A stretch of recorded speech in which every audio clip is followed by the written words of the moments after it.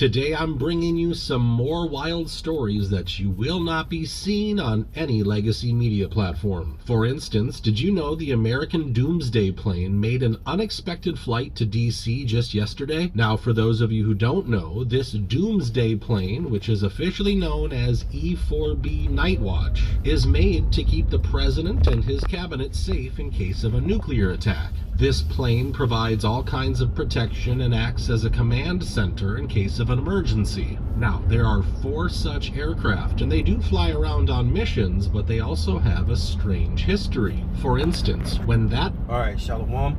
I want to start off by giving all praises. Let me say Barakatah Yahweh, Barakatah Yahweh Shai, Barakatah Yahweh, Barakatah Yahweh Shai, Barakatah Yahweh, Barakatah Yahweh Shai. Call Halala Yahweh, Bahashem Yahweh Shai, Bahashem Racha Kodash. Double honors to my apostles and elder bishops here in Great Millstone. Well, salutations to the Lord's hopeful elect scattered abroad. I'm the brother Taza War from the GMS New Jersey Kent, and just here again with another video this morning. All right, this guy he put news together. I like that, you know, especially for the drive. Hard sometimes to look in my phone at scriptures, so I would like to play some news, keep brothers updated from stuff maybe you probably didn't come across, or maybe you did.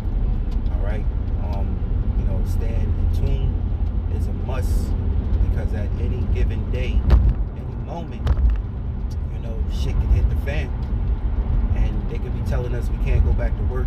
You know, stay home. You know, remember that. Stay home, right? And lights could go out, you know, they could, you know, fuck around and the lights go out, and all of a sudden we in a real life crisis, okay, which is supposed to happen anyway, because that's a part of prophecy, which I'm thinking of as Jacob's trouble, you know. And when these things do happen, man, you know, there ain't gonna be no you know, peace. There ain't gonna be no peace. The scriptures say they shall seek peace, but there shall be none. And there's not going to be any peace until Yahweh Shai come and deliver the elect, and he destroy the foundation of the wicked. Then it's going to be peace. I'm thinking about Isaiah 14. Is it 14? That's the scripture to get. Matter of fact, why do Yahweh Shai? All right, because I'm just kind of pushing a button, you know, and just flowing. If the Lord's will. This is Isaiah 14:1. For Yahweh will have mercy on Jacob, and will yet choose Israel, and set them in their own land, right? Because Israel is a people before a place.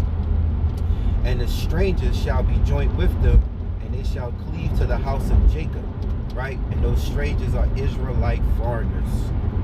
Okay? Going to the word stranger, I believe that word there is gar, which takes us back to Moses' son Gershom, all right, which he was born in a strange land. So this is not talking about another nations, all right, heathens, you know, anybody could be accepted. This is talking about Israelites, Israelite foreigners. We're going to be joint with them, okay?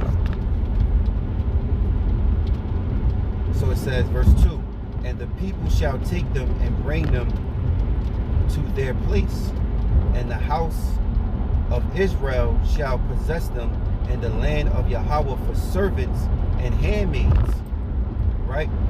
That means slaves. It says, and they shall take them captives, who captives they were, and they shall rule over their oppressors. So we're being oppressed right now. We're going to have the chance to rule over our oppressors. Call Halala Yahweh, Bahashem Yahweh Shai, man, because that day is approaching. When the Most High turn right, he turned everything right side up, because everything is upside down. Everybody is in order except for the Israelites. The heathens are in order, Edom is in order, because they're programmed to do what they're supposed to do, what they were created to do, which is to be the wicked. But the ones that's out of order is the Israelites. Okay? And when Yahweh Shai come and establish righteousness, destroying the wicked's foundation, it's going to be calm. I want to stay on that. It's going to be calm. That's why I grabbed the scripture, right? So we're going to rule over our oppressors, right? Now it says verse 3, and it shall come to pass in the day that Yahweh shall give thee rest from thy sorrows and from thy fear and from the hard bondage wherein thou was made to serve. So we're gonna come out of all of this. We're not gonna fear. All right, I mean the race, the nation, our people. You know, you're not gonna fear anymore. You're not gonna go through any headaches and pains and sorrows anymore. You know, this hard bondage which we were made to serve. You know what we went through in the times of hard bondage slavery. Jake had a yoke of iron around his neck. We were sold on auction blocks. You know, that time is past. But even now, this is a hard time. Jake, you know, on Section 8, you know, collecting food stamps, the ghettos, the hoods, the conditions of Jake, drugs, man. All right. The sorrows that Jake got going on, and the health is bad. We're not going to suffer these things anymore. So this is why you should be excited about prophecy coming to pass instead of fearing what's coming. Okay? The day of the Lord is darkness and not light. Okay, right? This means the Most High has to get rid of the wicked, which is starting with the wicked 2/3 of his own people, which are Israelites, and also the wicked himself, which is Edomites. And he has to, you know, trample down these different military armies in different countries. He has to break their teeth so they have no bite. All right? These things must come to pass because our kingdom is near. And guess what? He's doing it for our sakes. All right? What's that? James 12:1. Sending Michael the archangel, you know, to deliver the children of Israel. And he's doing it for our sakes. That's why he's doing all this. So we are not to fear, man. We should be praising and glorifying Yahweh Bahashim Yahushai's name in this earth. He's doing this great work for us. He's doing this for us, man. Matter of fact, I'm going to prove it to you because I just want to. All right? Because it's in my mind. James 12:1. And at that time shall Michael stand up, the great prince, which standeth for the children of thy people. And there shall be a time of trouble, such as never was since there was a nation, even to that same time. And at that time thou people shall be delivered, every one that shall be found written in the book. So Michael is sent to deliver the Israelites, which are the elect, I must say. The elect of the Israelites, because not all you Israelites going to be delivered on this side. But Michael is sent from the Heavenly Father with Yahushua to deliver the Israelites, man. So how about it? He's doing all this for our sakes. So this war that has to happen between Yahushua and these other nations, NATO, right, the beasts, it has to happen because Yahushua is coming to free us from this what? Hard bondage, from sorrows, from the fear. Alright? And there's some weird shit going on. Alright. Damn plane look like it's floating in the water like it's like it. I don't want to lose my train of thought. Anyway, so we got that out. Going back to Isaiah 14, right? It says, verse 4, it says that thou shalt take up this proverb against the king of Babylon and say, how have the oppressor seized? The golden city seized. Right? So eventually this place is going to be taken out. It's going to be captured by Yahweh Bashim Yahushai. You know? What the scripture say? What's that? James 7. It says the saints shall take the kingdom and possess the kingdom. Okay? And who's the saints? The Israelites. Who's the number one elect? Yahushua. Which come out of the tribe of Judah. Right? So when he come, he's going to come taking the kingdom from the Edomites. which was already pre-written. All right? When Jacob and Esau were blessed by Isaac, Jacob got the better blessing. He got the blessing and the birthright. Esau got blessed, but it was more like a curse bless. He shall live by the sword, right? You know, have the fatness of the earth. You know, he has all the resources today. He has the whole world in his hand. Job 9:24, the earth was given into the hand of the wicked, right? So he has everything, and he lived by that sword. And that sword is a killing instrument. You know, his tongue, his lies, and even the physical sword, the bombs, the nukes, the missiles, the modern day gun. Come on, man. Come on. Yeah, the Lord is coming to give that blessing to Jacob as it was already pre-written. You know? So, without further ado, let's continue on in the video. So he mentioned about a Doomsday plane. Now, another thing I wanted to say, I was thinking about the movie. I forgot what name of this movie, but it's an older movie. When I think the nukes was going to come, and then I think the president, he got into the plane to fly out. I forgot what movie this was. If you brothers kind of know what I'm talking about, you can leave the movie name. But man, it's a movie, man. I forgot what actor played in it. I forgot, but I remember the scene, like, you know, the White House is about to be destroyed and nuked. I think it was the end of the world. I think it's some shit. And they had the president had to get on a plane. He got into this plane they talking about that just recently, I guess, came to the White House preparing itself. Because why? We in those dangerous times. We in the evilest time on the earth. You know, we're in that time of destruction. All right. So ain't nothing cool right now. Everything is hot. Right?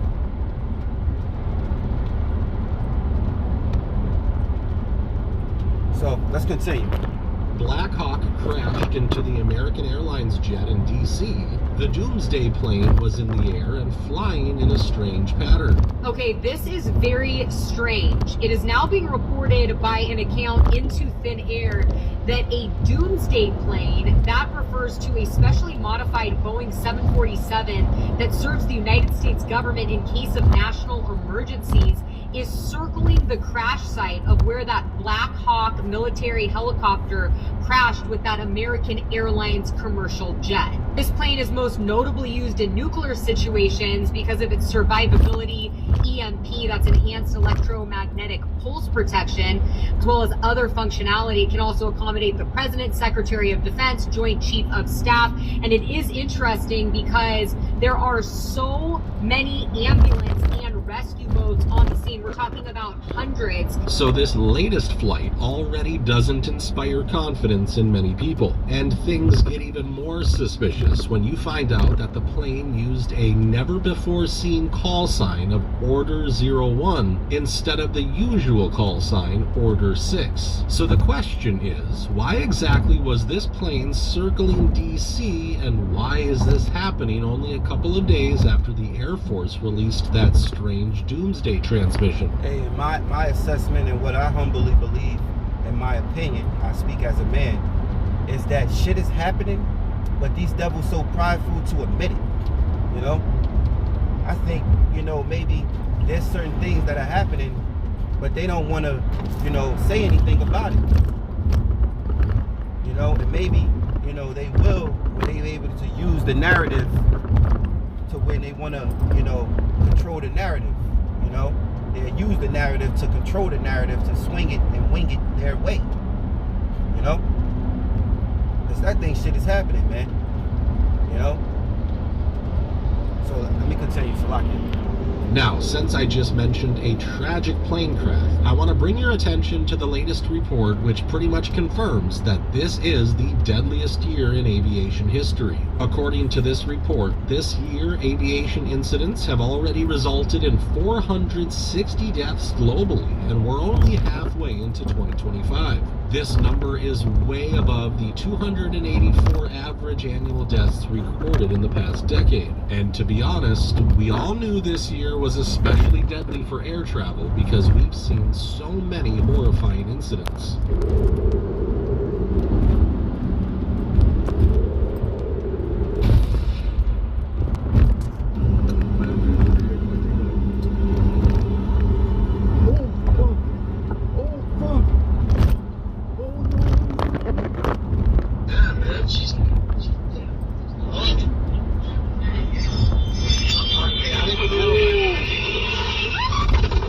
This report just shows how many lives were lost because of all these disasters and how 2025 will likely become the bloodiest year in modern aviation history. And while we are on this subject, I've already told you how people have been blaming the wrong flap position for the Air India disaster. However, only days after that tragic crash, another Boeing 787 Dreamliner had to return to Heathrow Airport in London because the pilot reported a flap adjustment failure. Luckily, the plane landed safely, but clearly things could have gone in a much more horrific direction. And all of this is happening only weeks after Boeing was let off the hook by the DOJ. We have breaking news. We have a big update involving Boeing and the Justice Department.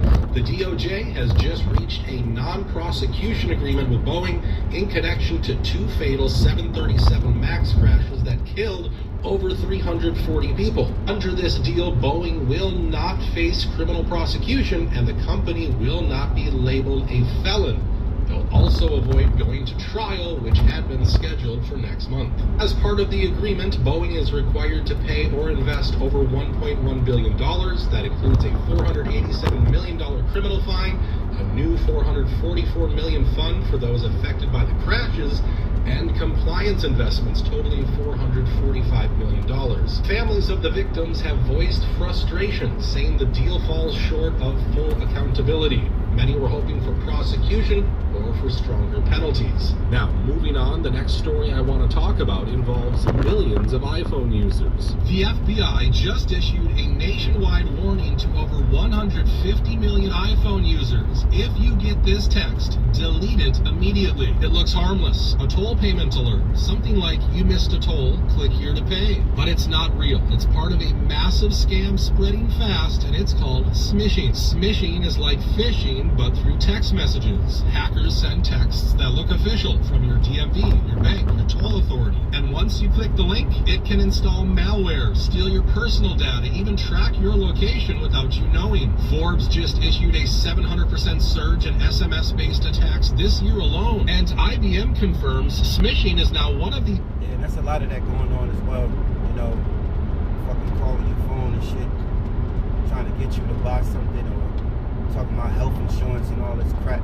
There's a lot of scamming going on, you know? Shit gets so bad, you gotta change your damn number. But it's a lot of scamming shit and hacking shit going on right now. You know, that's how you can tell through the spirit, right? That, you know,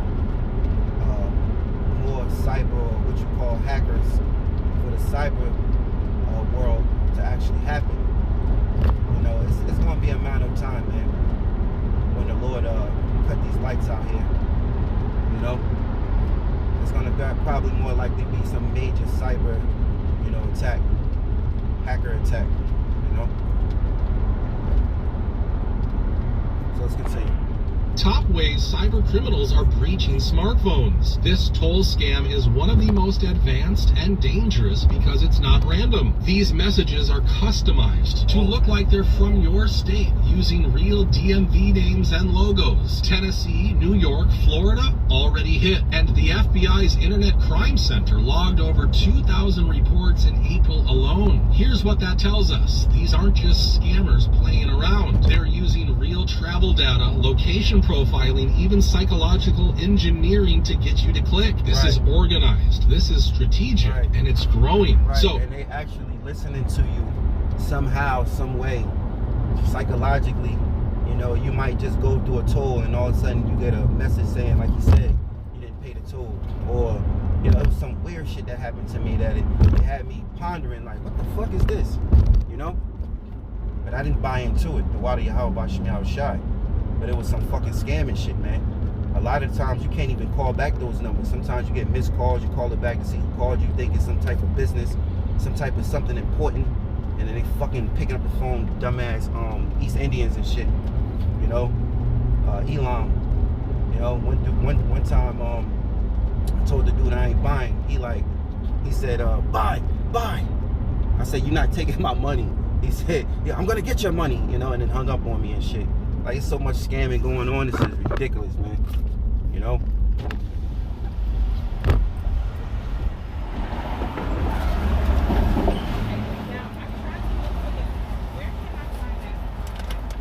It's lucky.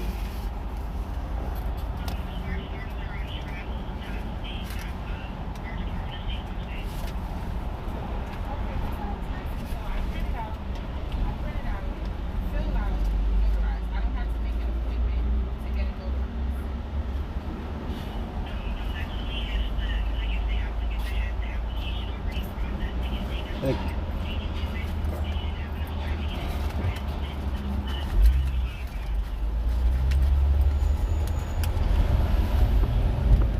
It's locked in for that. Let's play the video. If you get a toll payment next, don't click anything. Don't respond. Report it and delete it. Because the next war, it's not just on your screen, it's already in your pocket.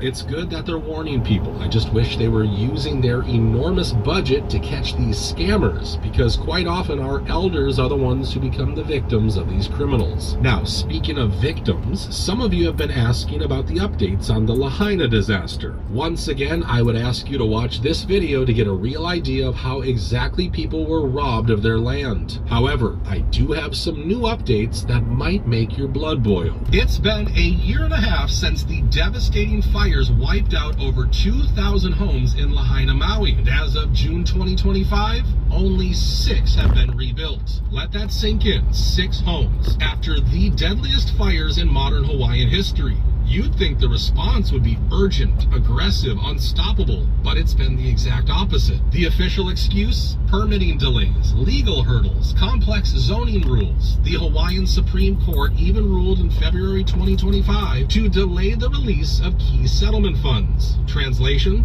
The money is there, but the people who need it still don't have it. According to the U.S. Army Corps of Engineers, only 800 of 1,600 properties were cleared of debris by April.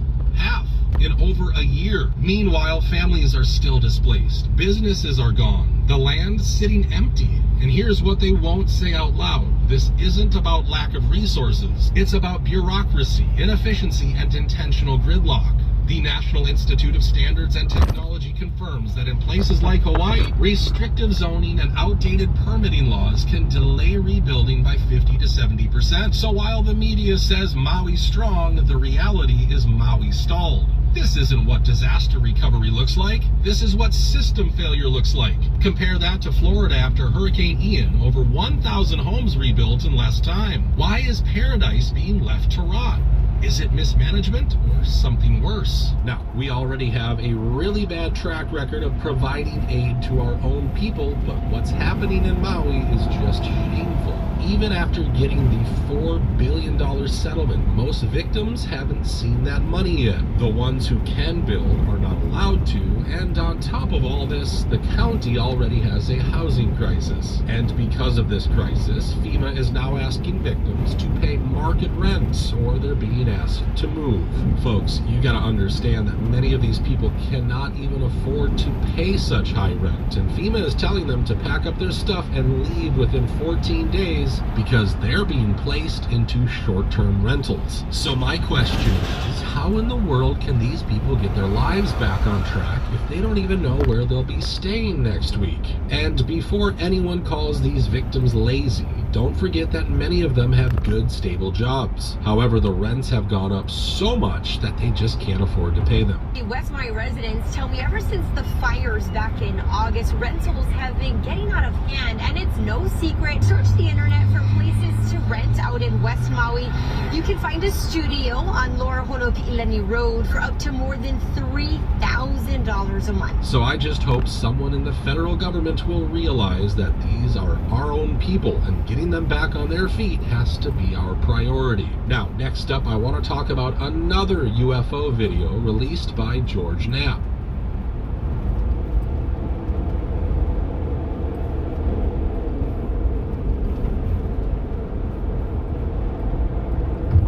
According to George, this saucer-shaped object was spotted in late 2020 near the Afghanistan-Pakistan border. Now, this would have been a huge story and many people like Joe Rogan would be all over it. However, it's not receiving that much attention because of what the Pentagon has admitted recently. This is breaking news. A bombshell Pentagon admission is turning the entire UFO debate upside down. According to a new investigation, the U.S. military deliberately spread UFO lies for decades, not to cover up aliens, but to hide secret weapons programs. Yeah, that flying saucer you heard about, it was probably an early prototype of the F-117 stealth fighter. This was a full-blown disinformation campaign. They planted rumors near Area 51. They doctored photos. They wanted the public to believe it was aliens because that was less dangerous than revealing what they were really building during the Cold War. But here's where it gets even darker. Inside the Pentagon, there was a secret hazing ritual called Yankee Blue. New commanders were shown fake alien aircraft and told if they ever revealed the truth, they'd be executed. This wasn't just to fool the public, it was to keep their own people in the dark. And while they were busy faking alien sightings, they were hiding nuclear vulnerability tests from the Soviets. Now here's the kicker. So now with this information coming out, it is true, all right, that they have replica, fake, or let's say mirror image to look like the real chariots of Yahweh, which are the angels that ride in those vehicles. And like he said in that report, they put them around Area 51 because of the hype about the aliens and this and that. So, see, I think this is why they changed the name to UAP from UFO. What is it? Area Phenomenon, something like that. Anyway, but the chariots of Yahweh exist, all right, and they're coming back in a big way. One of the biggest ones is the one that Yahweh Shai is coming back in, and they're gonna flood the heavens, man. So let's continue real quick. None of this was mentioned in the 2024 UFO report. Why? Because they didn't want to admit they were lying all along. So basically, most of these UAP videos are likely fake and generated to divert our attention. So the real question we need to ask is, what exactly are they trying to keep under the radar? Is it the Doomsday plane or something much worse? Now, finally, the last story I want to share is all about our food. Kraft Heinz just announced they'll be removing synthetic dyes from their U.S. food products by 2027, and it's not because they suddenly care. It's because they were pressured. The move comes after mounting heat from the Make America Healthy Again initiative, backed by RFK Jr., who helped negotiate the phase-out after years of federal inaction. At the center of this, Red Number 3, a food dye linked to cancer and behavioral issues in children, according to a 2022 FDA petition and multiple animal studies. The FDA admitted the concerns, but under the Biden administration, synthetic dyes were still given a 4-year pass. Why? Because the industry was raking in $12 billion a year. So while Europe banned dyes like Red Number 3 back in 2008, the US kept pumping them into kids' cereal, candy, and snacks even after early cancer links surfaced decades ago. This isn't just a health issue, it's a regulatory failure. The science has been sitting there, the consumer demand has been growing, but nothing changed until now. And even now, they're dragging it out until 2027. Meanwhile, natural alternatives like turmeric and beet juice have existed for years. Kraft Heinz only acted when public pressure and political fire forced them to. So ask yourself, if this dye is so safe, why did Europe ban it? Why is Kraft quietly pulling it from shelves? Why did it take 15 years longer for the US to respond? This isn't about public health, it's about profit first, safety later. Quite frankly, it's crazy that we still have to wait for years before those dyes are finally removed from our food. I mean, in Europe, they don't even eat American beef because of all the hormones that we pump into our cattle. Then there's the chlorine chicken, which can never be sold in the UK, according to one of their ministers. Okay, I think we can get it. All right, I'm gonna close with that. But that also is a good point why, you know, women emotions and hormones are out of whack, you know, eating all this beef with all hormones in it here in America, you know, and then you wonder why your hormones is all out of whack and shit. Emotions are driving crazy, you know. But yeah, you know, so basically that's the lesson. I hope you were edified. I want to give all praises, honor, and glory to Yahweh, Bahashim Yahweh Shai, Bahashim Harcha Kodash. Double honors to my apostles and elder bishops here in Great Millstone who rule well. Salutations to the Lord's elect. Shalom.